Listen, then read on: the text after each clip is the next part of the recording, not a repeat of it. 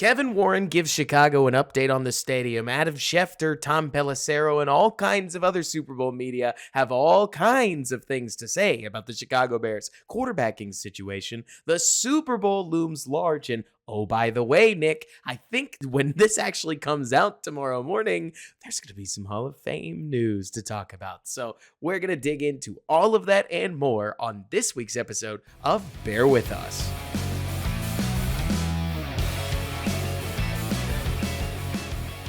What's going on, everybody, and welcome back to Bear With Us, a Chicago Bears podcast hosted by yours truly, Robert Schmitz, alongside my co-host Nick Whalen of Football Guys, the editor-in-chief of the Bears blog, and we are ready to roll. Let's start with some business, Nick. So you and I have been going with a once-a-week format here in the offseason, and can I just say, every time you and I sit down and we talk for 2 hours, it reminds me that we could very easily do the 2-week format. So we might as well. Right? Break things up a little bit, give ourselves a chance to talk about what's going on midweek. Does that bother you at all?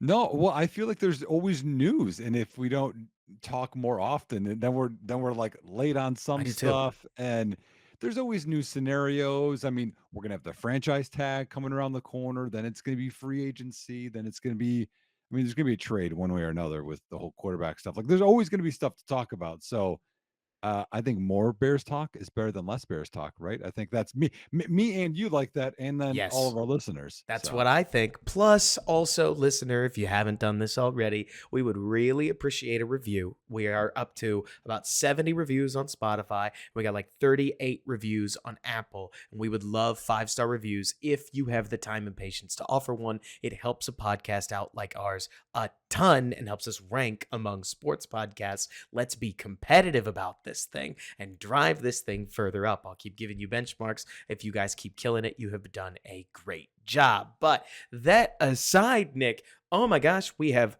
I'm actually kind of shocked at how much news stuff we got today.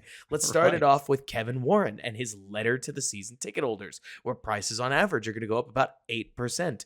I'm an avowed Dallasite. I own a house here. My wife has a business that's rooted in Dallas.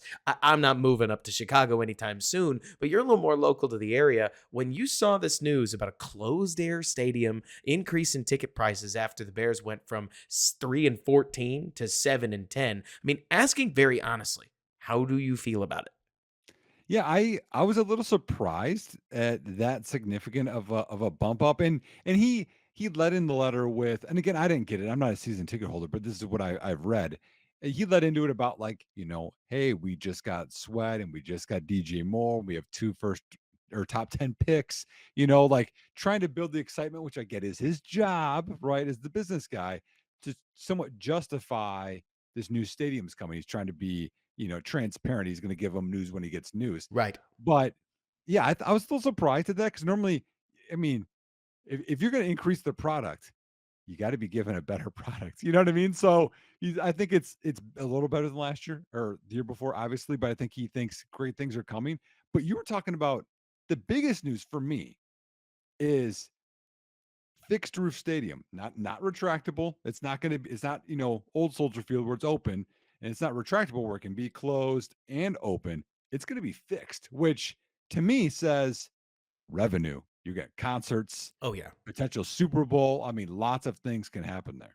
But it also means, look, okay, so I'm not about to wax poetic about the ethos of bear weather. There's it for those who don't know, if you go and you actually look at the numbers, the Bears have been historically poor in cold weather games over the last 15 to 16 years. Bear weather has not been a positive force for the Chicago Bears. Not that I'm trying to use that as a leg against it. It's more like, Nick, there is some I think it's fun when you play a playoff game in Buffalo. I think that some of these icy weather games that you get, like what was the one that was just in Kansas City? That game was wild. I mean, to Mhm. me, that stuff screams meaningful football because you see it in December and January. But I mean, I'm not blind to what's going on in Vegas right now, right? Oh yeah, Like, I mean, it's about money. Well, there's two big games I can remember recently that were cold weather games that went big in Chicago's favor. One is when the 2018 team was rolling, and then they had to meet Sean McVay's high-powered offense, awesome game. and we saw how that went. And you can't tell me some of that. outdoors, a little colder, When not it works big. When right, it doesn't right. work, the Bears just look like they're bad. You The know what I mean? I got one other one that might hit a little close to home there, Robert. I knew you were gonna say this, and the fact that you're counting the Dallas Cowboys going up against, what is it, Josh McCown and the Bears, where Brandon Marshall came out afterwards and said, "Yeah, once we saw him huddled up by the heaters, we knew we had him." Like, the fact that you're calling that recent shows how far back we might have to reach to find that big Bears cold weather victory, but I thought the same game, just Yeah. so we're on the same page. Well, there's not too many big games we've had recently, but anyways, so They're coming. so They're on the way. yeah, well, they better be on the way with all of the ammunition we have moving forward here in terms of draft picks and young players. The But oth so fixture of stadium. So to me, that says we're not going to have grass. It's going to be turf, which also be a different thing for Soldier Field. I really could have sworn. I could have sworn that just recently, due to some player complaints, there was some indoor stadium that got grass, like a grass surface put down. And I have no idea what that may mean for the Bears surface because at the very least, Nick, I think it's becoming very clear that if you poorly implement your AstroTurf, you end up with MetLife Stadium, Oh, aptly named because it's a massive medical problem. mhm. Like it's wild how bad some of the injuries you're getting on some of these turf fields. And I Mhm. mean, the other piece to this that I think is easy to forget is that fixed roof does not mean Georgia Dome. If that makes sense, like it doesn't mean entirely artificial lighting. To use an example, I think US Bank Stadium that Kevin Warren obviously helped build is Yeah. gorgeous. Like all the natural light that you get from that feels to me as close to the best of both worlds as you're going to get. Not to mention the playoff environment that you get there seems authentic, raucous, and awesome. But Mhm. I mean, every culture is in the eye of the fan base that creates it, right? Mhm. And so I have no doubt that Bears fans will make whatever the new stadium would be plenty rowdy. But I'm interested to hear your thoughts on, I don't know, everything from the surface to how close can you get this stadium to feeling outdoors without having to deal with all of the Right. honest to God problems that come with outdoor stadiums because Yeah. there are a lot of them. The good memories are great, and all of the other stuff that surrounds it can just be a real hassle. Yeah. And I'm trying to think in my mind. I'm pretty sure Arizona Stadium, they grow the grass outside and they have some kind of a system where Interesting. they can bring it into the stadium through however it works. And I thought I saw someone where they were standing on the Vegas field because it's outside the stadium and they'll bring it in. So I don't know, maybe there are ways to bring it in from being outside or, you know, whatever you want to have some kind of greenhouse where it Right. grows and then you bring it in for game day and back out. But my preference would be retractable, so you can play both, but also grass, so it's better for the players and it's better for everything. Because there's also some things, Robert. I don't know how deep you've gone down the turf, you know, conspiracy theories, I guess we'll call it. But there has been some studies where they talk about cancer stuff too. Oh So man. I'm pro grass So personally. uh, I played I played 2 years of varsity lacrosse before I ultimately pivoted my interest somewhere else because I wasn't getting any playing time. It's a whole Mhm. different story. Let's not get into it. But so while I was on the varsity team, especially as a sophomore, would you like to guess how many ACL tears happened on our home field? Male or female? This was male lacrosse. Because females tear ACLs much more because they have the wider hips and it's Wow. Well, more dang. pressure on knees. I don't know if you know that, but, how big's the team? So you said in 2 There's about years? 23 guys on the team. I'll go 3? Seven. Ooh, 7 guys tore their well, ACLs. that's It that's was awful. terrible. And I mean, now granted, it's anecdotal within that, right? Yeah. But I mean, I got very accustomed to seeing somebody Oh, plant, wince, hobble off the field. They could always get off the field under their own power. Their yeah. ACL was gone. And I mean, it taught me a lot about this idea of turf not always better. So Mhm. when not fans, when players talk about how the grass did not give, because you got to remember, fans, Bears fan, the big problem with turf is that when you try to cut on a field and and basically you plant wrong, the physics of the way your shoe works is such that your foot will slip out from under you on a Mhm. normal surface. Like you will just eat it. And as embarrassing as eating it is, it's drastically healthier than the ground not letting go, which at that point, all of the force, if you can think about this like a physics textbook, gets compounded, not on your ankle, not on your heel. It doesn't have anywhere else to go. So it goes up to this tiny little muscle in your knee that Mhm. keeps the thing together, and you lose 18 months of being able to move well. Yep. And it's so hard to just Mhm. talk about this because I mean, AstroTurf pretty much makes you faster. Like you can cut on turf. AstroTurf is different. AstroTurf is concrete with a little carpet over That's it, true. and it's a lot harder. I mean, that's what I mean, Soldier Field used to be AstroTurf a I long guess you're time ago. right. I think I've conflated the two terms, but it's like turf and all the grippy stuff in there. Yeah, It'll let you cut in ways that you just can't otherwise. It's right. just that it'll let you cut too hard, like cut Yeah. harder than the human body can handle, and it Yep. becomes kind of. Is it a weird metaphor, Nick, to say that it's kind of like pitchers, where it's like just because you can throw the ball at 105 miles an hour doesn't mean that your elbow should throw the Mhm. ball at 105 miles an hour. Is that a decent comparison No, here? yeah, that's fair, and, like, it's also I mean, we've had games where, like, we complain guys are slipping. I think you talked about cleats at one point, but I would rather have that problem Yes. than lose players, whether it's the opponent or not. I hate injuries, 100%. so I would rather not have injuries. Injuries suck. Ideally, everybody could play their starters every single week of the season. Hopefully, one day we have a league like that. But it's probably not tomorrow. And in the Yeah. meantime, I think that there's this calculated part of me, Nick, that doesn't see the fixed roof stadium as anything other than relatively inevitable. You want to host a Super Bowl? This is how you do it. You Yep. want to host Taylor Swift? This is how you do it. You want to host, I mean, name it, right? Dua Mhm. Lipa, like Yeah. Coldplay, whatever you want to do. You Well, want to I mean, sell if out? if you want the future NFL Combine in your facility, you This is how wanna you do have, it. other sporting events there even, I mean, yeah, I mean, it's about money, y'all. You Concerts, it's about money. The only thing you might not be able to do because people do like doing these outdoor is like a winter classic, which I imagine you could do and I mean they've done it in Wrigley in the past, and so that's I think if there's any good news to this because I know there's some people decrying the fixed roof, but the good news is Wrigley Field isn't going anywhere. Like I Yeah. understand it's a completely different sport, but the Chicago fan base is still going to get their outdoor sporting experience which I Mhm. think is valuable. You just won't lose football games to the snow. The Or yeah. the one thing that I think about, and I agree with you, but the one thing that I think about with the difference between retractable roof and fixed, when it's fixed, you can have that giant replay board, scoreboard in the middle, right? Hanging from the middle of the stadium over the Yes. center, where the punters can potentially hit it down there in Dallas. Like, but if it's retractable, you can't put that there. That's got to be on the outside. So it really changes the design and options you can have within your stadium.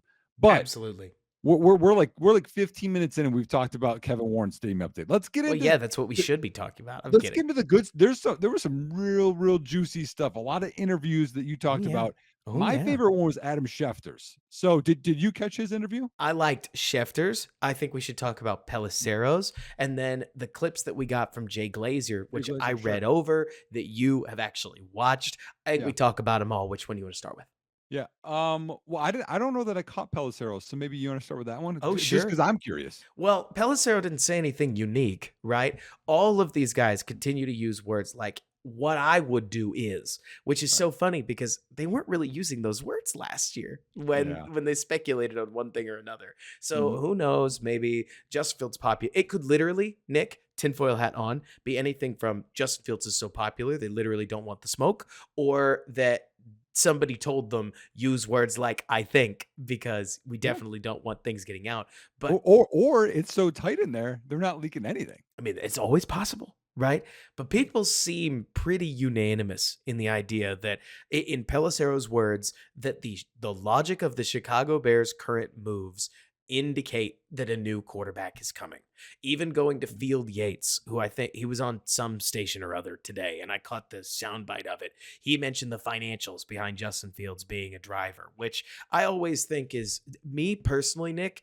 I actually have come to find that a cop out. It's a real thing. Don't get me wrong. Everybody talking about the cap space, absolutely, like it matters. But part of me almost thinks, Nick, if if we were going to pay Justin Fields and we weren't worried about paying him $50 million because he was good enough, then we wouldn't mention cap space. Like the Chiefs are not resetting at quarterback. Right. The Chargers don't regret handing the deal out that they did. The Cincinnati Bengals don't regret handing the deal out they did. Mhm. Do you think, yes or no question, this is a hot topic answer. I have not briefed you on this. Yeah. If you were a Dolphins fan, are you in the pay to a camp or are you in the let's reset this thing camp? I'm paid to a camp. I'm in the pay to a camp because I think finding a quarterback is really that hard. So Mhm. if Tua, let's say, is the last guy in, he might not be the literal last one, but let's say Tua, much maligned Tua Tagovailoa, is the last guy in. Well, Fields hasn't hit that bar yet. And if he Yep. had, I don't think that this would be a question. It's why, to me, Nick, just as we talk about all the things that the media are saying, Yeah. every time somebody brings up the quarterback thing, I feel like it is a cop out from saying Fields has not been good enough to be paid yet, if that makes sense. Okay. What do you think? Yeah, I mean, I certainly get it. I mean, One, I think like the again, there's so many ways you can go about this. You could just say, "Hey, we won't pay you. We'll see how next year goes, or the year after." Like you could wait it out too. Like I think there's a lot of, eh, and there's and again, y'all, you can. bear, Well, I'm just saying, Bears Twitter, man. Like I had people come after me because of just scenarios I point out there. Dude, every option is awesome right now. Like Yes, it is you're playing Madden and you're like, dude, I could just roll with this, or I could trade and get this guy. I can trade and do this. Like, look, we have all the options. It's like we're playing cheat codes, and you're like, you know what? I'm just gonna do this now. Oh, I'm just gonna have all these extra picks. Like, there's so many things Chicago can do, and I think that's what makes it fun right now to it be a is. Bears fan. But you guys have to be open. We don't know. Anything can happen. Like, I don't know. They might go with Bo Nix, but They you have to might. be open to the option. We can't be so closed-minded, Hey, y'all. funny you mentioned that. Like, not that Tom Pelissero's memory is everything, but at Yeah. one point, Caleb Williams being number one on people's draft boards came up in Pelissero's interview, and he Mhm. said, I'm not going to quote literally, but to paraphrase what he said, he says, "Well, you're going to have quarterbacks that are going to be all over these guys' draft boards. Most, probably most, and heavily implied, right? Like most of these boards are going to have Caleb Williams number one, but after that." Drake, some are going to have Drake May. Some of them are going to like Jaden Daniels. Some of them are going to like JJ McCarthy. Some of them are going to like Michael Penix. And then he, peered off the other way. Look, I'm not saying that just because Tom Pelissero didn't say the name Bo Nix, Right. that Bo might be out of the running. But I do think, Nick, it's worth also talking about that this right now, say what you will, this right now is the time of year when scouts, GMs, and draft media alike all really like to be different. And then Yeah. through 2 weeks from, or not 2 weeks, then about a month and a half from now, you see a lot of people roll back over to where the consensus originally was because they watch that extra game, right? Well, They go to that pro day. Oh, well, oh, it's but about clicks. You know that, Robert. Clicks and that's kind of what I'm getting likes. at. And Like, yeah. but do you want to pivot to the Schefter thing? Because I'll tell you Yeah. what, Adam Schefter saying that there was going to be a market that would drive the Bears to, quote, at least a second, maybe even a first, drove me back to how I know we felt when we talked about the Mel Kiper thing, where he talked about Yep. potentially getting a first. I don't think the Bears would get a high first under any circumstance. No. But man, if you could get a first for Justin Fields, I can't Mhm. help but feel like number one, that would make a lot of the fans that I think are still making their peace with the idea that the Bears might part with Fields feel better. That at least he was valued about how they emotionally feel. And Yeah. also, holy moly, Nick, imagine if the Bears could go Caleb Williams, Dallas Turner, and then best receiver available at 20, Yeah. or Brian Caleb Thomas. Caleb Williams, Roma Dunze, Jackson Powers Johnson, like one, two, Mhm. three, all in the first Yeah. round. Yeah. Holy moly. Well, the exact words Schefter used were, do you think you can get a second round pick for Justin Fields? And he said, definitely. It wasn't probably. It was definitely. So, and he talked about he doesn't have exact teams and he hasn't heard exact asking prices. But if there's anyone to be locked into and to hear things, and he used that word, that tells you exactly. I mean, he's like, yeah, you're going to get a second, and I think he used the words. I wouldn't be surprised if they got a first. And we've kind of talked, I think, off air of like who a first could come from. I mean, Pittsburgh makes a lot of sense. I mean, they need a quarterback. I think they're at 20, or you have a team that maybe missed out on the guys that they wanted, and they could trade back up and get you that late first or, that type of value. But yeah, three firsts are gonna be excited. Okay, other things Schefter talked about. Mhm. He doesn't think that the Bears are looking to trade 101. He thinks they're going to stay in and take Caleb, which I think is the consensus. I mean, I think that's what I Right. believe. I mean, I've watched, the film. You've watched the film. I mean, Caleb's good, y'all. Like I really don't get like the, people that I love Justin Fields. If you guys are watching the stream behind me, I have a Justin Fields thing here. I name my dog Fields. But Caleb Williams is a good quarterback. Like we can all say Drake May is a good quarterback. We have to like tear somebody down here. Like I don't get that, but that's what that news was. And then he he talked a little bit about the doubting to play in Chicago talk, and so did Jake Glazer. So I'll mold those two together. I think for this that might be fair. So Schefter talked a little bit about how when Eli Manning didn't want to go to the Chargers, right? And Mhm. they still took him one, and he was like the most pouty look. It was amazing. I mean, do you remember that draft? Yes. Oh, Yes. it's ama and then they took, um, Rivers at 4 and they swapped, and got some extra off of it. That was driven by Tom Condon, the agent. And then when Elway did it in '83, because he didn't want to go to the Colts and then got traded to the Broncos. It was driven by the agent, and he said, "Now he's like he doubts that all that talk, and that might be coming from his dad or whatever. But I've heard everything I've heard from Caleb right now. The news is his character is fine. He's not the one doing this stuff. Is that's not happening. But Caleb also doesn't have an agent. And then Jay Glazer talked about he talked to the camp, and again, he also kind of insinuated that it's Caleb's dad that's leaking out this we don't want to play in Chicago stuff, and it's not from Caleb, which Caleb's the one that matters here, y'all. Like, Oh, yeah. I don't know how many times you guys watch like the recruiting, like where they're going to sign, Oh and my they have the gosh. hats and they put them on, and then the parents mad.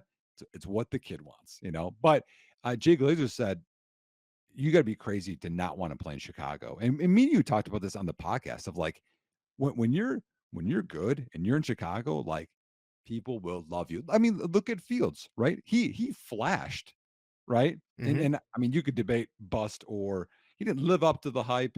I don't think he's a complete bust. Bust is way Somewhere too in the harsh. middle. He's somewhere in the middle, and people love him, right? Oh, Like yeah. the bar is so low for Caleb. So both of them don't think that it's going to be this big issue of Caleb not wanting to play. That's just a rumor out there. Well, what do you think on that stuff? The pull quote from Glazer is so, so funny. Like he Yeah. says, if you win in Chicago, they will build bridges for you, streets for Mhm. you, tunnels for you. Are you kidding me? You'll be forever golden in that city. And it's a great city. And this, I think, Nick, because I talk about this too often, like on air, not on the air. So it's honestly hard for me to remember. But in our last podcast, I'm pretty sure we talked about almost exactly this, that Yeah. there would be like 1 to 2 days where Caleb and his people would think that maybe it was a cool idea to try to go back to Washington, but then somebody with a full 32 team mindset would sit down and be like,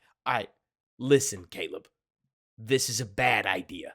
Like going anywhere else is worse. All these teams earned their picks, not the Bears. The Bears have it from Carolina. They're drafting at 9 for a Mhm. reason. And look at how easy it is to be a star in that city. And I don't know if literally can't remember if we talked about this, Nick, but like, look at the other option Washington. Like, now you got to be a better quarterback than Joe Theismann. You have to be a better rookie than RG3. And you have to be a bigger story than anybody in Dallas, Philly, or the city of New York. I mean, good luck. You want a path to stardom? If Caleb's about the brand, how do you build a better brand? Then all you got to do, man, step over New York or no, step over Detroit a couple times. Beat the Packers once. You don't even have to beat them twice. Like, Yep. go to the playoffs, throw for 12 touchdowns. Like, I feel like Glazer was almost giving an interview tongue in cheek because I can't help but think that somebody with a full idea of just how poorly Chicago's quarterbacks have played and just how much opportunity that creates would look Mhm. at this and laugh and say, Yeah. they have, they have a good thing going over there. Mhm. How do you Well not want to be a part of this thing? well, you I mean, again, and there's a lot of, pointing fingers both ways. Washington just lost out on Ben Johnson, And they're okay? making a stink about it. They were good. It was locked in for a long time, and then they lost him. And that was their offensive guru, right? And I mean, even we talked about like he'd be great to have in Chicago, so you lost him, and then you have um Slowick saying he's not leaving Houston, and then they offered Mike McDonald. He took the Seattle job. Hmm. Now they're down, and I like Dan Quinn. This isn't me trashing on Dan Quinn or any of that kind of stuff, but that's what Washington's coaching staff's like right now. And then you have, rumors of they're like a basketball administration or, okay, that's going on. Then you look at the team, like I like Terry McLaurin, y'all. I like Jahan Dotson. I mean, there's some pieces there. Like I'm not, I like Jonathan Allen, Jerome Payne. Like obviously we had that talk last offseason. It ain't Chicago, y'all. And you look at No, that division, you got to roll through Dallas. You got to roll through the Eagles. It's not easier. And no. so I know playing at home, you're from there. Like I get that. Don't get me wrong. I get all of that. But Chicago is a bigger market in terms of if you want to be a superstar and you want to take off. You saw what happened to Jordan. You saw what happened to the World Series Cubs. Oh, You yeah. saw what happened to Urlacher and Hester. I mean, and that team didn't even win a Super. The 85 Bears, we still talk about the 85 Bears. Like you have a chance of like this statue. We talk about building a statue for polls. What do you think if Caleb throws for 4,000 Oh as a my gosh. rookie? It's gonna be crazy. He doesn't have to throw for 4,000. He has to throw for 3,839 yards because the moment that he breaks Eric Kramer's record, might as well be a 4,000-yard season. Do you Mhm. want to guess how many yards a game that is, Nick? Um, two, Thirty-eight, two, 38. That's the record. yeah, yeah. Oh, 38, 30. 38, 38 is Kramer's record. 243 a game. It is 226 yards per game. Wow. You make it through all 17 games. Let's assume he misses two, right? 38, 38 divided by 15. That is 255. 256 if you wanted to round Yeah. up. And Yep. so this is manageable if Yeah. you have a strong passing season in a league Mhm. like this. Yeah, I and mean, like you said, like this team was that close to the playoffs last year, like that close, y'all. I mean, a true Chicago, baby's breath away. and I mean, and that's just a way better situation to walk into. So that part's aside. So then we talked about the Justin Fields part of the conversation from Schefter. Hmm. He also was asked, and this is Waddle and Sylvie. If y'all are wondering where this came from, that was that ESPN 1000. Did a really good Um, job. they do. I well, and you won't remember this one, Robert, but I watched Tom Waddle play for the Bears. That's how I've I seen the highlights. Come on. yeah, Tom Waddle oh, was everybody's favorite. he had so many concussions, man, and they gave him Oh, man. this what do you call the smelling salts? Dude, it was Tom Waddle. Anyways, they asked him if the Bears had talked to Jim Harbaugh, and Schefter said no. Now again, he doesn't know everything, but I'm sure Schefter would hear something. Um, and then the other interesting part was this. They said, okay, if you move from 1 to 2, right? You swap with Washington. What would it cost? Because they said like, well, we were talking about it, and someone was bringing out the charts, and it's like a third round pick or something, but we don't think this is a chart move. What do you think, Schefter? He's like, no, not even close. He said the minimum, the starting asking price to go from 1 to 2, in his opinion, for Caleb is 2 first round picks. That's the starting price. And that includes a swap, right? Like Yeah, two yeah, first round picks includes the first one, right? yes, yes, I figured it did. yeah. But I do think that's really core, right? Look, I am borderline pessimistic sometimes in trying to stay as dedicated to what's in front of us, like the data that we have in front of us as possible. And Nick, this is the same conversation you and I would have been having about the number one pick last year, where we would have said, Mhm. stop under projecting it. Like, this is the number one overall pick. There isn't really a chart that has the actual value of the number one pick because it's so rarely traded. I mean, especially when you look like the way I see this, man. So, Dave Kluge, your friend, like, Yep, great yep. dude, puts Great together dude. that thread talking about how much more likely it is when you draft a quarterback first overall for them to outperform the Mhm. any quarterback drafted at any other slot. And my thought, I mean, this is no disrespect at all to Dave. If a guy on the internet writing about fantasy football can put that information together, you think these 32 teams aren't intimately aware of Uh-huh. how much more likely you Yep. are to get a generally accepted successful quarterback at number Mhm. one overall? There's no price on that. Like, Right. especially, God for now, granted, I've said this before, I'll say it again. If the Bears think Bo Nix is quarterback one, I would rather them not play games and draft him at one overall than trade back, draft him, and tell me they loved him. I won't believe them. Like, I got you. as an outside fan, you know what I mean, Nick? Yeah, Like, yeah. if they love Drake May, draft Drake May. If they love Jaden Daniels, draft Jaden Daniels. There's a pursuit. There's an absolutely optimal way, Nick, that you're not. I'm gonna be wrong. Like, I'm gonna be classically wrong when you say, yeah, but if you love Drake, why wouldn't you trade back with Washington? You should, but there's this part of me that's You like, don't no, no, know. no, plant your flag. Yep. Like, if you like any of them, pick them at one. Mhm. Because otherwise, one of these content creators, I mean, be left sitting here, Nick, saying, oh, but what if they liked Caleb a little more? They just Yep. didn't think they could pass up. Well, it's just like if Washington picked Dan Quinn instead of Ben Johnson, instead of whatever, there would be none of the noise. There'd There'd be be way none of the more noise. confidence in the move, and now there's not. Same thing. Mm-hmm. Exactly. And that doubt festers, man. That's Mhm. not a good thing for No. organizations inside of the walls and outside of the walls. And I And mean, yeah, have you seen Draft Day, the movie? how have I not? I mean, yes, yes. I fixed that draft season last year. It was awesome. Yeah. Um, I mean, it's a movie, y'all. Okay, there's a movie, but when they flopped the last pick and he got all his picks back, right? It's because he knew that they needed the quarterback, Hmm. right? That's what this is. Like, it's not, well, okay, what does the chart say? Well, now listen, what is it? What's a fair offer? That's not what it is. Because Chicago doesn't want to trade. You have to make and people reference this and I love it, the Godfather offer.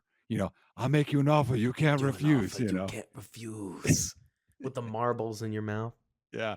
And that's what it is. And if you think about what that could be, like hey, I'm gonna do this. You have to convince me not to do this. That's how crazy you have to be.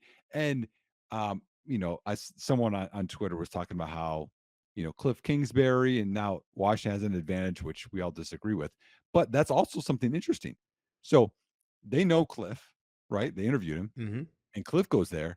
And if they make, and again, I don't know, new owners, magic, they want to get some attention. Oh, we're gonna get Caleb no matter what. Like think of the Jets last offseason with Rodgers, and the negotiation was so tough. Yes. There was only one suitor, but Green Bay could hold out because the Jets already played their cards.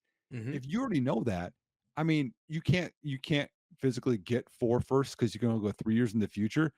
But man, like there has to be a point, Robert, where you're like, okay, three firsts, 3 seconds, Jonathan Allen. I mean, at what point, Robert, would you be like, I'm cool going with the second quarterback, no matter who it is? There has to be a point, right? I don't know. Like, for those who are just listening to this podcast, I'm like staring at nothing because I'm really trying to comprehend, like, okay, what would it take me to Right. move off of that top pick? And I think if I was Ryan Poles, Nick, I can't. Like, almost I can't, right? Like here, let's switch it up, Robert. Okay. Hmm. So you have a home down there in Dallas, right? Yes. So let's say someone knocks on your door, cash in hand. They Yep. said, how much will it take to get your house right now? And See, you guys that's have the to thing, leave. right? I bought my house for about $400,000, which Right, that's not real. Like I bought it for obviously like 3% down, so it's right, not right, like we had that. right. If Doesn't you matter. offered me $600,000, I'll probably pitch a tent, like, and deal Right, with it. But right. especially if you offered in cash for crying out loud. But But like but like but like, "Oh, I gotta move all my stuff out of here, like, we of don't have course, another place, maybe my after talking kid, with my my wife, wife," I'd have to like bump it to like 700,000. But here's right. the thing: the number one overall pick isn't a house, right? Like the It kind of is. at least what I'm sitting here thinking about is the number one overall pick represents more than the number overall or the number five overall pick. Like the soul of the number one or the number one pick is just a little different than every single other pick in the draft. Everybody else has a board and they don't know quite who's going to be there. You don't. Like you have full control. Not to mention, Nick, you had this pick last year. And while it would be every fan's dream to continue to trade down and somehow land the number one overall pick every single year, that's extremely doubtful.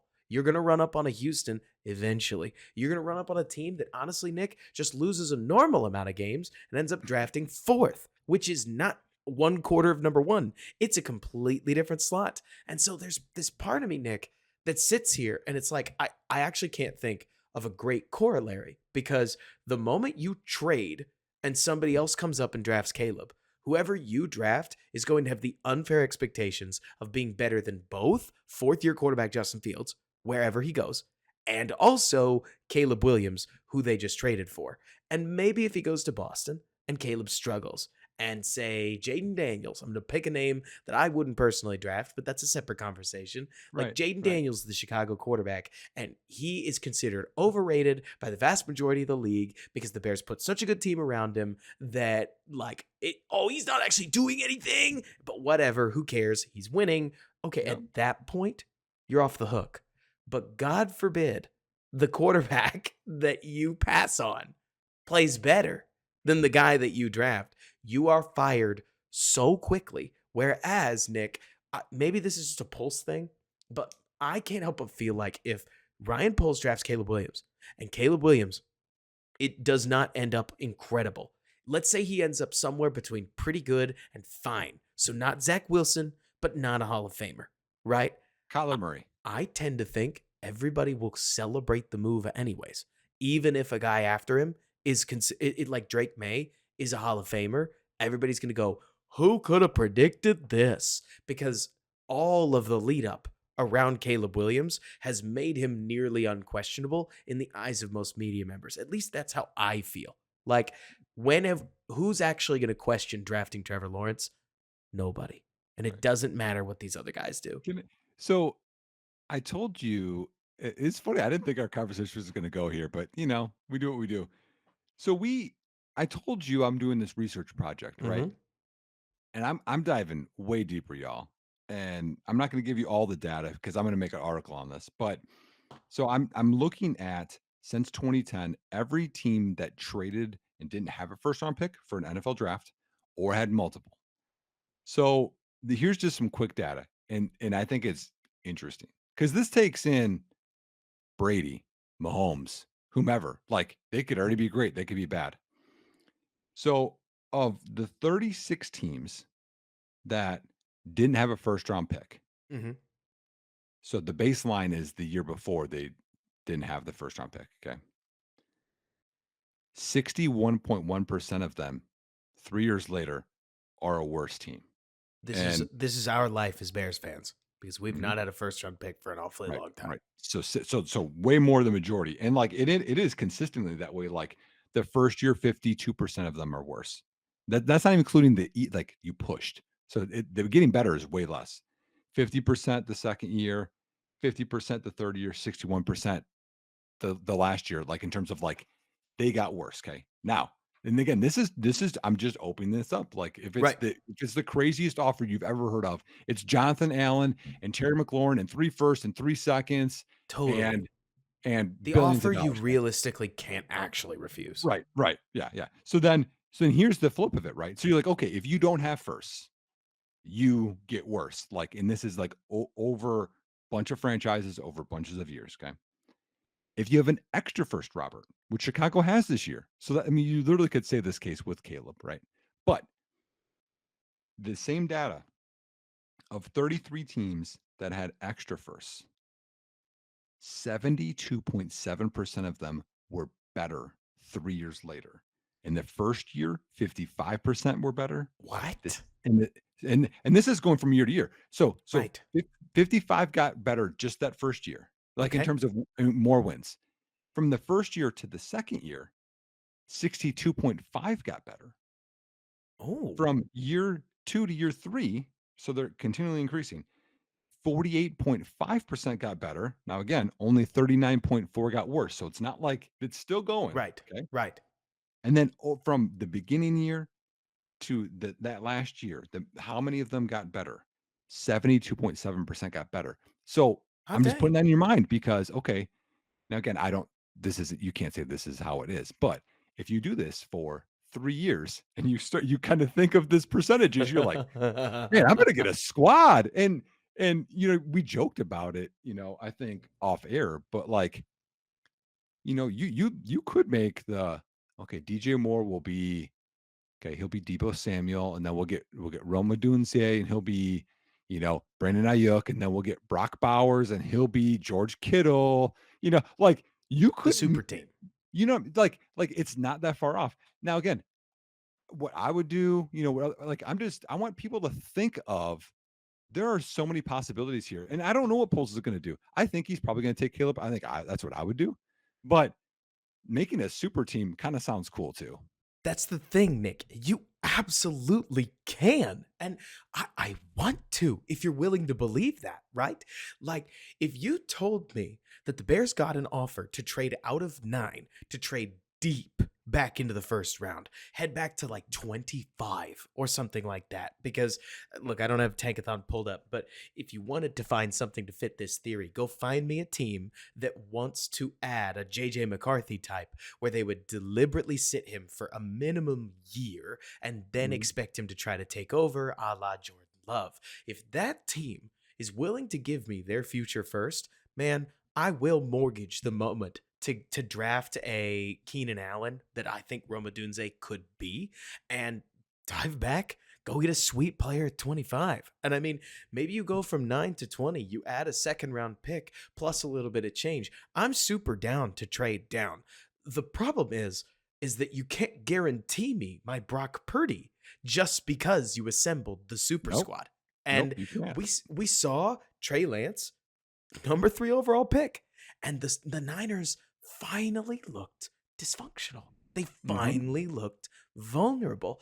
The quarterback is not everything, but if you watch hockey, you've seen that when you don't have a quality goalie, the best defenses and the best offenses will still lose a lot of hockey games. And Hmm. in football, you don't need the best quarterback. Cam Newton calls Brock Purdy he calls him like what, a Game manager. game manager, but he's so vicious about it, right? Right. Like he thinks there's what, 5 game changers and then everybody else is a game manager. I don't even Yeah. think he's wrong in that capacity. That like, or I think he calls it game breaker, maybe game changer. Anyways, the point is when you crack open Purdy's tape, kid is balling right now. Yep. Is he balling like what? I don't know, a top 8 guy? Is are we at the point, Nick, where the beauty is in the eye of the beholder? Because I feel like we are. Like Purdy's making anticipatory throws. He's making anticipatory throws through contact. He is dotting the ball at the intermediate Hmm. level, and then he clanks a deep ball off of Vildor's face. And I get that. But at the short to intermediate areas, I think Brock is doing legitimately impressive things. Hmm. And the only reason I bring that up is not to pump Brock too much. It's to say that his 7th round pick status has a lot of people missing that San Fran has a very good quarterback on their hands, Yep. least classically speaking. And Yeah. so if the Bears got a Kyler Murray, then man, do literally whatever you want with the rest of it. Like Hmm. Dallas Turner versus JPJ plus a second round pick. Hmm. I think there's an obvious choice there, right? Right. Right. Or Dallas Turner plus, what do you think, Brian Thomas plus a second round pick? Like maybe you get a Zach Frazier type to come play Hmm. center for you. Okay, like Right. we're Right. talking. Hmm. I just think whatever, I've said this so many times. I'm sorry because I think I'm getting repetitive at this point, Nick. You've got to make a quarterbacking decision in 2024 that your intention is for it to not change until 2028. The goal is to get to Yep. 2027 with the same quarterback you end 2024 with. Mhm. And if you don't think it's Fields, then you don't think it's Fields, in my Right. opinion. Yeah. Like, Yeah. it And like I think the whole thing of this is, I mean, I don't know. I mean, we've done our film study. Like, I think Caleb is a better quarterback. He's a better prospect. He's better than Fields. It's just you have to gauge how much it's just better. a cost. But we have to put it in context, y'all. Of like, there's so many ways to win at the game of football. Yes. Like, oh, but we need to get our Patrick Mahomes. Yeah, 31 other teams want their next Patrick Mahomes, y'all. The Like, there's one of those guys. Man, Like, Nick, y- to y- build on this is yeah, the deep irony of this conversation, not that if the Bears did get big Kyler Murray, that's a hell of an upgrade. it's good. Like it's even just getting pretty good at quarterback goes a really long way. I mean, Tua is fine in the eyes of many evaluators. Tua is what, like one step, he's probably playing right at Purdy's level. If I was just gonna go 1-to-1.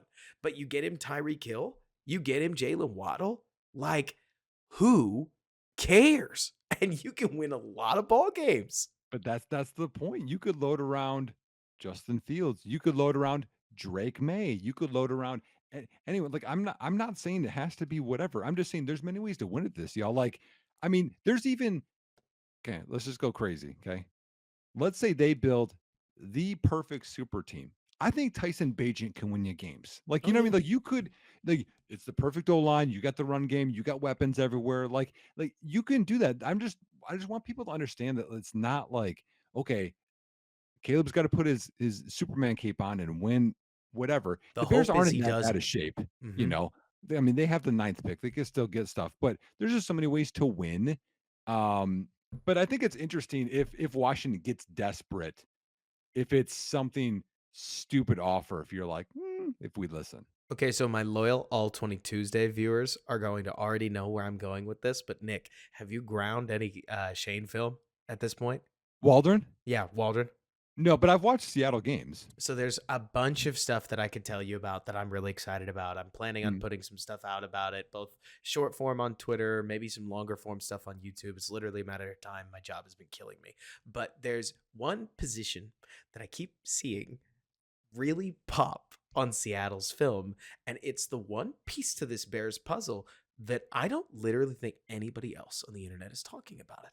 Do you know what that is? Which position that I keep seeing Shane use that the Bears really don't have right now? Tied into. An impact runner, like a Oh, Kenneth Walker. well, they Like got, I like Charbonnet too. that's the thing. I really like Charbonnet as a prospect, Mhm. and Kenneth looks outstanding when you give him the ball. Like, I could talk about his contact balance, but it's vision that really sells it, where he'll hit the cutback lanes. I mean, you know this. Outside zone is the jazz of running game. Like, you get everybody in motion, and the defense just has to move to account. Most of the time, that movement forces the defensive lineman to declare which gap they're defending. And from there, a running back with elite vision can just pick out holes that you don't get in inside zone. And No, no. I don't know what the Bears are going to do, but I can't help looking at this. And I think Herbert was drafted originally to play in outside zone. Like back when the Bears were still Well, running yeah, it with that fits. Well, that fits. what's interesting with those 2 running backs is they're polar opposite. Like, you had Kenneth Walker, and you're like, you know what? We're still spending second on Zach Charbonnet. I think, and part of that is because they're so different. Like, you're talking Hmm. inside zone or you're talking outside zone where you only make like one subtle cut. That's Zach Charbonnet. Right. You want the guy with the huge, drastic, goes for home runs. That's Kenneth Walker. Like, Yes. but you can put that pair. You can, like you're saying, Herbert, and you can get someone else, and you can make that work too. It makes me wonder because I think that they've got the requisite running backs to do it, right? But it makes me wonder if the Bears are going to take a shot with like a third round player. I just don't think there's the back in here to try for the second round, right? They're not that good. But I mean, look, I want a safety in the third round like the Dickens.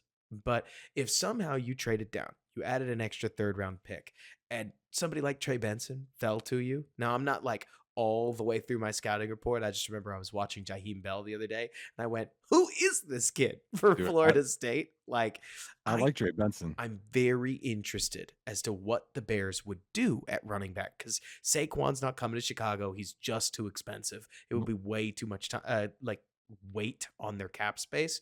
But I think the running back is about to break out in the NFL because as we shifted too high, these runners are doing damage, and Yes. it's just a matter of, well, are the Bears going to lean into this? Because Waldron Mhm. might be exactly the kind of guy to pound the table for it, unless it turns out it was Carroll all along that wanted to do all this running stuff.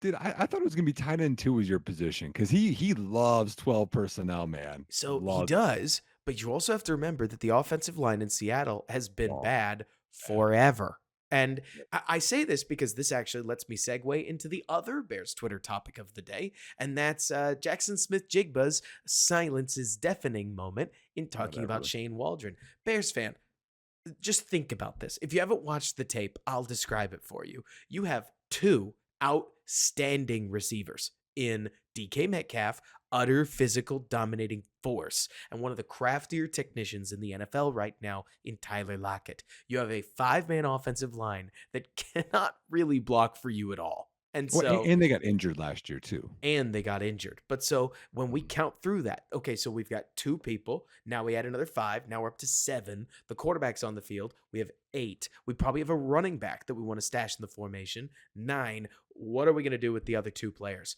12 is the really easy way, and Shane uses it all the time. He'll put two tight ends in the backfield and use them to hit certain blocking angles, or like a normal person, or I don't want to say like a normal person, but more like the normal NFL, Nick. He'll put both tight ends up on the each end of the line and let them either chip or spread out the gap situation in the run game.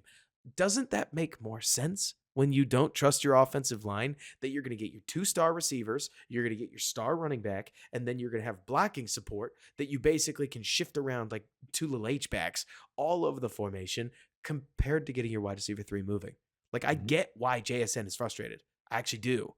But I Mhm. don't think it's an indictment on Shane so much as JSN maybe not seeing the bigger picture that he wasn't really needed Well, within the fabric of the Seattle yeah. offense. Well, he's also a rookie.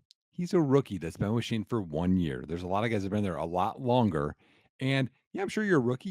You're used to getting the ball all the time, and then you go there and you have these veterans in front of you, and you don't get the playing time that you were gonna get or you imagined. Yeah, you'll be a little frustrated, but you look at the 49ers, you look at Detroit. Detroit had 6 offensive linemen often in the playoff game.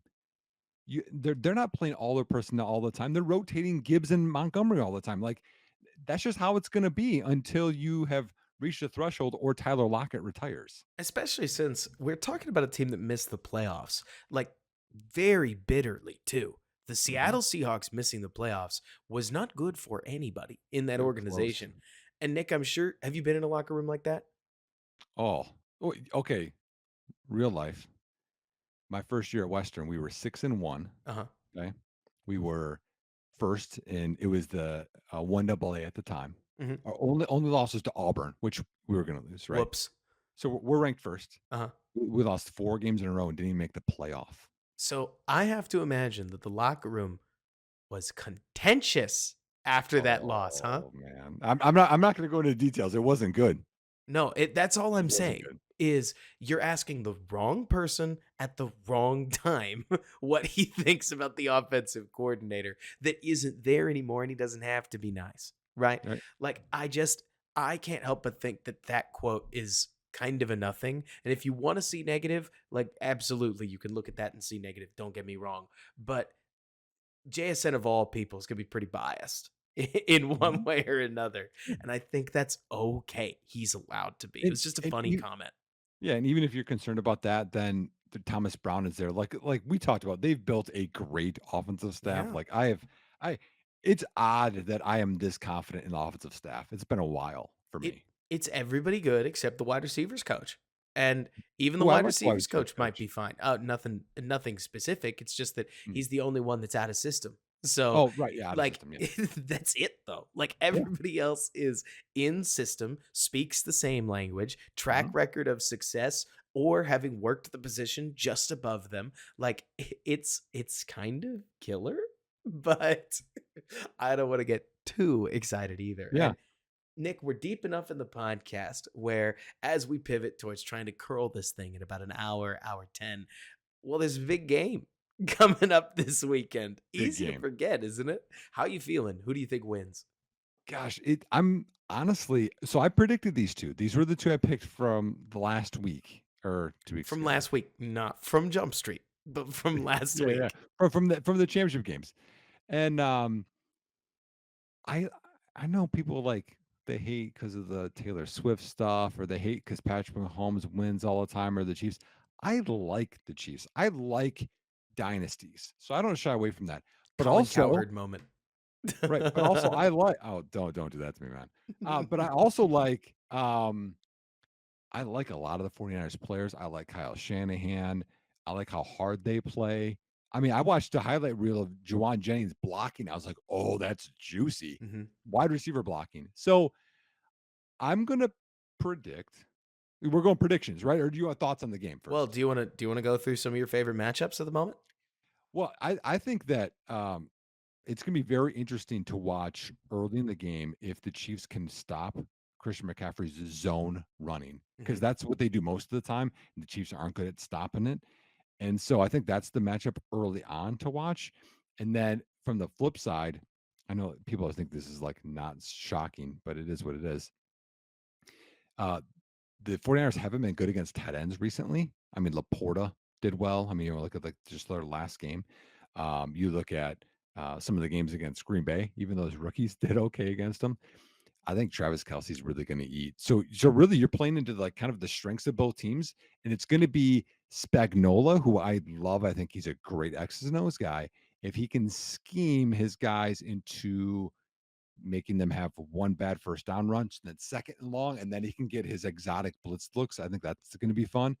The one down thing that I saw, if I remember this correctly, I think Donovan Smith, or no, I'm sorry, Jawan Taylor, the tackle. I think his mom passed away, so I hope Oh, he. that's brutal. If I recall correctly, so I hope he still makes the game, but that's sad for him on such a special week, you know.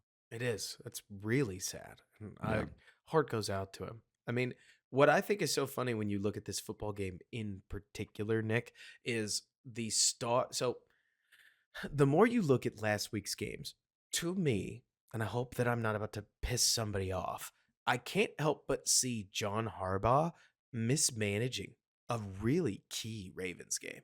I mean, truly, it was as if Todd Monken and John Harbaugh thought like they got as panicked as the Chiefs ever hoped that they might when the Chiefs pulled out their only 2 touchdown drives of the game, right?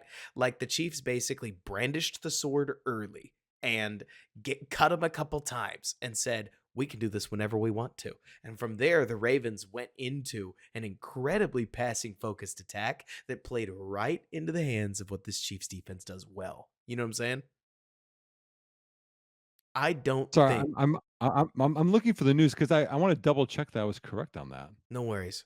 And let me know when you know. But Yeah, just to continue to fill the time, because do believe this, like these Chiefs defensive backs make my DB soul so happy. Like Trent McDuffie, Ladarius Sneed, the way Spagnola allows this defense to go at people. Man, Nick, this is such a fun back seven to watch play football. The question is going to be, are they ready to face down a San Francisco 49ers attack that has based themselves in the run game ever since the moment that Kyle Shanahan let 28-3 slip away from his fingers. Like it's such a wonderful matchup on that yeah, side of the ball because I can't help but feel like Patrick Mahomes is going to get all of this attention, but Patrick is kind of what would you call this? Like Patrick is the red herring in a sleight of hand like that the Chiefs are trying to do. They want you to focus on Patrick Mahomes because if you do, you might miss the fact that this Chiefs running game is working yep, right now. yep. That you might miss the fact that this Chiefs defense is coming after you. And so what I can't help but hope, Nick, cuz I can't say this for sure, is Kyle Shanahan is ready, because the Chiefs are going to throw their best punch early. They may not have another one. I won't be shocked if the Chiefs are expecting that they're going to have to just figure it out once they get to the second half and the 49ers make some adjustments because they just don't have the dudes to really grind down what is a good 49ers defense that's been underperforming lately. So who knows? Maybe I they keep underperforming, but Well, that's the thing is I feel like this 49ers team hasn't played up to expectations all playoffs. no. Like and they've had 2 comeback wins, which is very un-Kyle Shanahan like, where it's not a team that can fight from behind. Um, yeah, it is. I think this is going to be a good Super Bowl. I think I hope so. that's what I hope for most of the time. But this is 2 of the best coaching staffs. You have 2 of the most talented teams got here. Nothing's really lucky, and it's really going to be see like the Andy Reid, Patrick Mahomes, Travis Kelsey greatness. I'll even put Spagnuolo in there because he's had some great Super Bowl strategies Mhm. on defense. I mean, that's the guy that beat Brady, y'all. And see if he can dial up another one. Because I mean, they were not the most talented team in the Baltimore game, but they still made it work. So it's going to be pretty fun. And yeah, I did just look it up. So yeah, Jawan Taylor did said he lost his mother a couple days ago. Wow. Is dedicating the game to her. So like Wow. that's one thing you feel for him on that moment. And I think it's going to be I mean, dedicate when that's the thing is like when you dedicate games to people too, sometimes some special things can happen too. So that could be a cool moment for him. We'll see. I mean, I thought Nick Bosa I mean, granted, I've not been part of the media that's really talked a ton about the Lions and the 49ers game, but I thought Nick Bosa was the only reason the game didn't get out of hand in the early Yeah. portion. Like, especially because there was something special to me, Nick, and I thought it was so cool about how Nick Bosa sacked Jared Goff twice, but especially one he sacked him on, I think, like a first down and pretty much stopped a Lions rally by himself, but he didn't celebrate it at all, right? He throws the guy on the ground and just stands up and walk immediately without missing a beat. Was that the play action, right? I can't remember if it In the was second half? specifically play action because it was in the Okay. first half.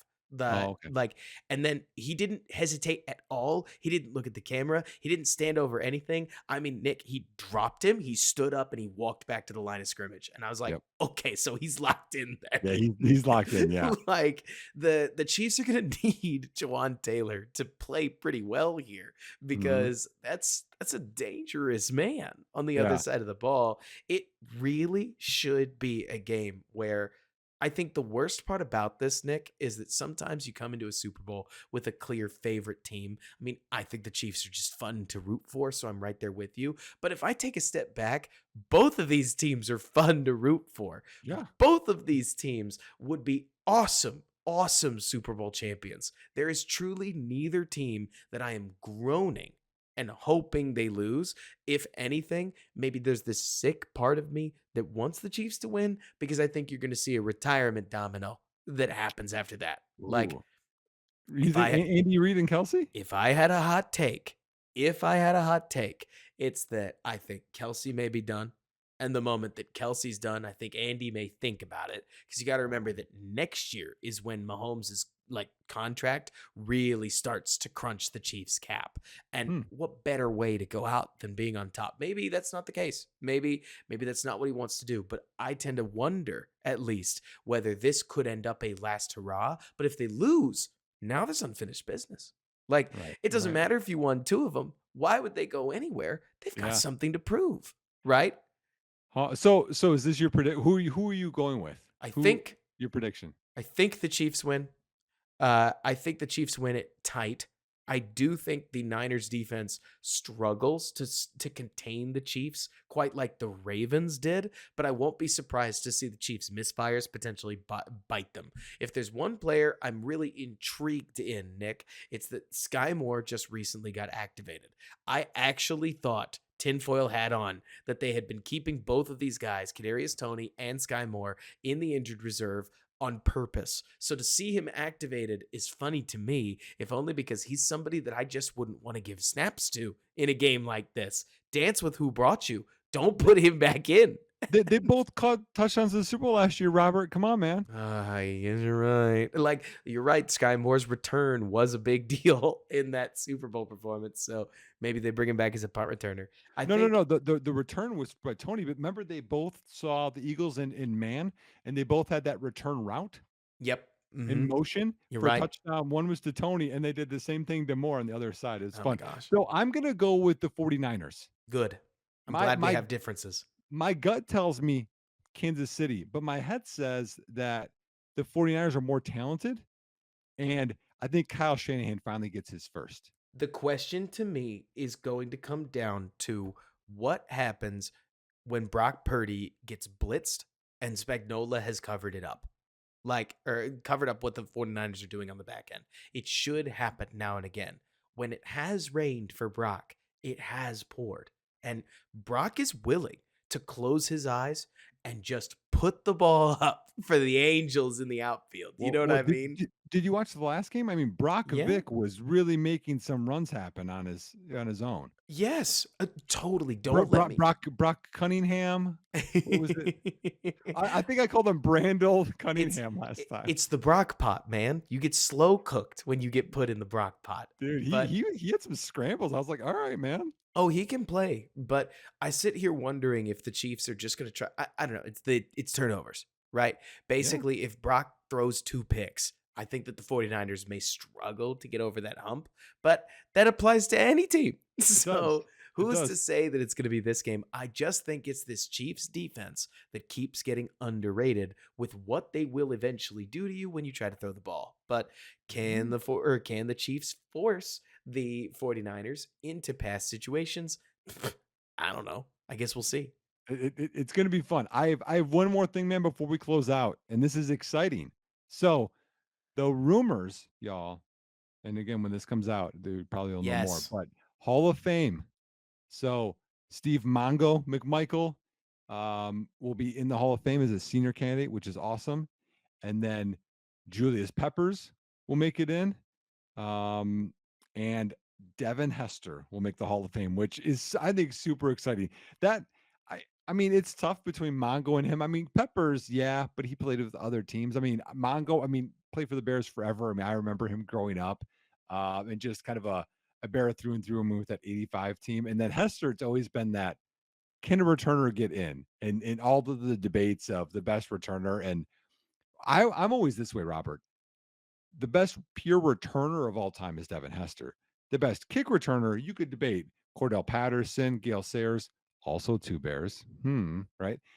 Now, he's the best punt returner, but when you combine best overall returner, it's him. And it's not Brian Mitchell. You know, you look at the touchdowns matter. Like how many games did he change, Robert, based on a Tons. huge return or a touchdown? I mean, you could argue that Hester was part of the Bears' offensive fabric. I mean, not just in the receiver days. I mean, I remember those days watching the game or watching games where if the Bears' offense was not playing well, you legitimately thought that the defense and the special teams might win it for you, and they did more than once. I mean, the Mhm. Bears hold all kinds of strange and unique records. I will never forget the fact that the Bears set the record for lowest passing attempts in a win with Mitch Trubisky's 7 pass attempt game against Carolina and an Eddie Jackson pick six put them over the top. This is the story of our franchise, man. But Mhm. beyond that, to me, when you change the game, you should be in the Hall of Fame. And Yes. Devin Hester changed the kick return rules generally because I think he was at least part of why they saw that kick returns were as dangerous as they were and then basically just kept moving the ball around, right?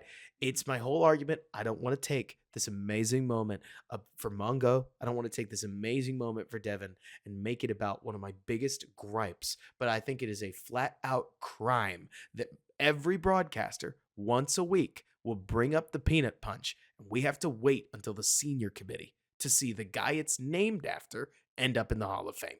It's I would think about it like the Steph Curry rule, Nick. When you change the way the game is played, you Yep. should be in the Hall of Fame, and there's Right. really not any question about it. It doesn't matter how many Pro Bowls writers at the time were willing to give Charles Peanut Mhm. Tillman. It doesn't matter how many All Pros people couldn't figure out that he deserved. That just doesn't matter to me.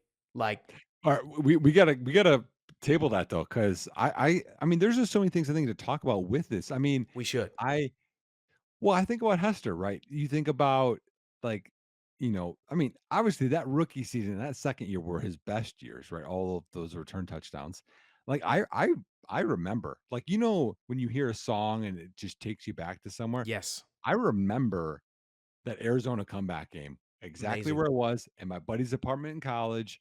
And I remember them coming back, and I'm like, "Oh, okay, Hester's good. Like, he's got to return this. This is our only chance." And they returned it for a touchdown. I was going nuts. I remember the Super Bowl opening kickoff returned, and literally, I'm in there watching with my buddies again in college, and I was like, "We're gonna win the Super Bowl." Like, this is it. Like, we're finally gonna get it. And then I just watched Peyton Manning check down all day, and we couldn't stop it in the rain.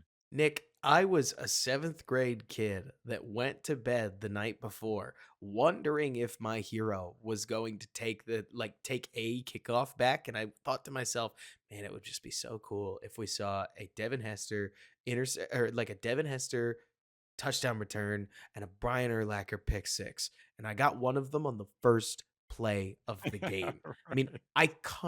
iconic moment. There are some funny Bears memories when you think back there. I still remember the Arizona game. For some, it's burned into my brain. Not that one. The other one, I think the season after that, where Arizona misses like they miss the PAT to leave the game tied and Oh, end man. up where the Bears like grind their way back and score. Where there's some amazing Bears Mhm. memories. But what was craziest to me was when I found one of those Devin Hester highlight reels where they didn't do the thing where they slow it down. The guy was fast. Oh, Like watching him just blur past yep. people is something Mhm.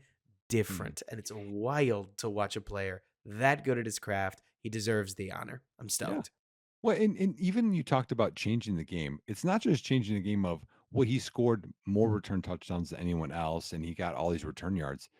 I mean, they squibbed, they kicked short, they kicked out of bounds. Like, the Bears had amazing field position because of him. Like, it was the older guys will remember this. It was like the Ricky Henderson effect. Like, the pitchers had worse pitches because they were shaking because Ricky was going to steal first and second and third. Like, that has, you think of like momentum. That has an effect when you're like, okay, I can't kick it to this guy, so I got to do this. And all of a sudden, the Bears are on the 40. They kick it to Daniel Manning. Big return from him because they weren't set up. Or you have the one that should have counted where Hester fakes it and Johnny Knox catches it against Green Bay and returns it all the way. And then people copied it later. Like, that's his presence and his ability changed the game. I was actually at that game, if you can believe it. Wow. Dallas fan. I was at the that was the Packers, wasn't It it? was Packers. And I remember the funny part is everybody's eyes were on Hester in the crowd. You think we were watching the ball? Are you crazy? So then Knox ends up in the end zone. Everybody's confused. And it's so funny looking back because I'm pretty sure the ref called a hold on a block that was so inconsequential. It did not matter. Yep. Huge shame that that play didn't end up accredited to the Bears, but what a wild career number 23 had. What an amazing battle Steve Mongo McMichael had against its ALS, right? Yeah. And Yep. so to see him get honored in that way was amazing. Mhm. You're just hearing somebody who has an emotional connection to one of these players. And I would talk about Peppers if you want me to, but he was an amazing free agent in Chicago, but Yep. he'll go in as a Panther. But I literally don't know how to honor Mongo like properly on a Yeah. podcast because what an amazing story, what an amazing part of an amazing team in football history Mhm. that will never be forgotten. Mhm. And it's cool to see him honored, really, really cool to see him honored in this way um, here in 2024. Yeah, I mean, he was just a part of, like, I mean, those great teams. But you look at those great teams. I mean, you had Dent, Hall of Famer, Dan Hampton, Hall of Famer, Mike Singletary, Hall of Famer, and then you mix in the other guy. It would have been like sometimes it was Al Harris, sometimes it was the Fridge, Mike Hartenstein. They switched who the other guy was, and then you had Otis Wilson, who unfortunately had a few injuries, or his career would have lasted a little bit differently, maybe longer. And then they traded away Wilbur Marshall, which I think Wilbur was one of the most underrated guys in that front seven. He was that undersized linebacker that we see now who would hit so hard and was so fast. And you had McMichael in there, who was steady, made plays all the time, was consistent because Hampton had some injuries. He had a bunch of knee issues. Dent broke his leg one year, but Mongo was the consistent guy. Like I think he played. I can't remember who it was. He had a consecutive game streak, if I Did he recall really? correctly. Yeah, I mean, it is a defensive lineman, and so yeah, I mean, it was just. And then I mean, you can go on later after he retired. He got into the wrestling stuff a little bit and whatever, but just a Chicago he was a Chicago Bear. He wasn't a guy that just here and then moved away, like, he was one of our own, and Oh yeah. it's just cool to see him respected and honored, and I don't think it was due to this ALS. I think it's because we recognize he was that good of a talent as he should have been. I mean, you have teams again that changed the game. I mean, you look at what Brian Flores and what Spagnola, the threat of the blitz and these unique blitzes. It started with Buddy Ryan, the 46 named after Doug Plank and Fensick, but it was Mongo was in the middle of that. Oh yeah. I mean, just a legendary player on a legendary defense that deserves the honor. And Mhm. it's stoked. I think this all but confirms the Bears are going to play in the Hall of Fame game, right? I think so too. Yep. Which neat. I mean, hey, even if that's not Caleb Williams, even if that's not Justin Fields, not Drake May, not Jaden Daniels, it'll be sick experience for some of the younger guys on the roster to come up here and fight for depth spots. Here's one question that we'll end on here. All right, this is another curveball that I have not asked you yet. Right, so strap in. Speaking of the Hall of Fame game, chances are the Bears QB2 or QB3 will play in that game. Let's assume the QB2 at least takes a couple snaps. Does Tyson Bagent play in the Chicago Bears Hall of Fame game? Oh, I think so. Yes, because he's cheap. He's I mean, for what he is, even if he's QB2 or 3, I mean, you talk about having the kind of the bargains, like Braxton Jones is a bargain, right? Because of how cheap he is and how Yes. good he can play. Yes. I think you keep Bagent no matter what, as your 2 or your 3, no matter what they do, because it's a good value and he'll get better. Again, y'all, he was a rookie last year. Like, he'll get better too. So yeah, I think he'll take some snaps in that game. I'm really interested to see if the Bears want one of those like coach on the field guys to basically come Well in and play veteran. well, we Is talked about this, I think, right? mhm. Yeah, take Drew Lock, but I still think you keep Bagent as your 3. It also doesn't make a lot of sense to just talking out loud. Like a Marcus Mariota type makes sense in a world where you could get him, but if you only have $30 million of like pie to throw around, that's way too big a chunk. And Mhm, so it's an interesting thought because I think Bajent as a second year player, to be honest with you, Nick, he's probably not the right guy you want in your locker room. This is not me coming after Tyson. Tyson, if you're listening, I think you rule. It's more that the mhm. fans almost need a division between this is the rookie and this is the not rookie, right? Whereas Oh, Tyson Bagent still counts as a young quarterback in the eyes I of the gotcha. fans. I was thinking of just you want a guy with a lot of, like, NFL Well, experience that too. well, like, because I mean, I was watching some interviews here. I mean, Matt Harmon, a guy I really respect, a friend I would call him. He, he interviewed Puka Nakua, Mhm. and Puka talked about how much Cooper Cup took him under his wing and, like, helped him out, and that's the kind of what you Right. would hope for your backup quarterback, not a guy in his 2nd year, but, And it is what it Tyson is. Tyson may be able to share a whole bunch of tips, but he just doesn't have, say, Andy Dalton's experience, right? Yeah. Or Yeah. somebody that really has like the other thing that I think is not easy, and the main reason I think I bring this up, Nick, because I mean I think it's interesting, is if you can't have Tyson Bagent as your QB3. If you do, you need to make a roster spot for him. You can't cut him. Like, I mean this completely seriously. Kid just went 2-2 in the NFL. Like, Mhm. there is a team out there that has Yeah. Brett Ripien, not literally, I think he's out of the league, but there's a team that was rostering Brett Ripien. They are going to pick up Tyson Bagent as their outright backup quarterback, especially if he just hits the free agent or like if he hits waivers and you're claiming his UDFA contract. Oh my gosh, there's Yeah. going to be a team that sees that kind of Mhm. value. So what do you do with him? He Right? Well, I think he stays in the 53, and he's that emergency third if you do get that veteran quarterback, or he's your backup. Hey, I'm just saying, you and I talked about this all preseason. We were on that Paget train early, and I kudos know, to him. But I know. Nick, you got anything else before we close up and go watch ourselves a Super Bowl? Nothing. I mean, one, just y'all be kind on Twitter. We don't know what's going to happen. Just leave your mind open to options, and then I'm working on that big statistics article, man. Like, I gave you guys Yes. some of it, but it's fun, it's juicy. I didn't even talk about teams that made the playoffs, if that increased, decreased, and how many wins were up and down. So it's a lot of data, but it's fun. So that might be coming on in football, guys. I'm still seeing if they'll take it. So I'm excited, man. And if not, hey, you can always run it on DBB. I am in charge of the site. So I know a guy. I didn't you've think of got it it. in. Oh You've man. got it in. I got to give him a call. We'll see if he'll let me in. Hey, thank you guys so much. If you enjoy the show, leave a like on whatever platform you're listening to. Drop us a 5-star review. Send us a comment on Twitter, YouTube, anything. Let us know what you like. Let us know what you don't. And until next time, bear down. And thanks so much for bearing with us.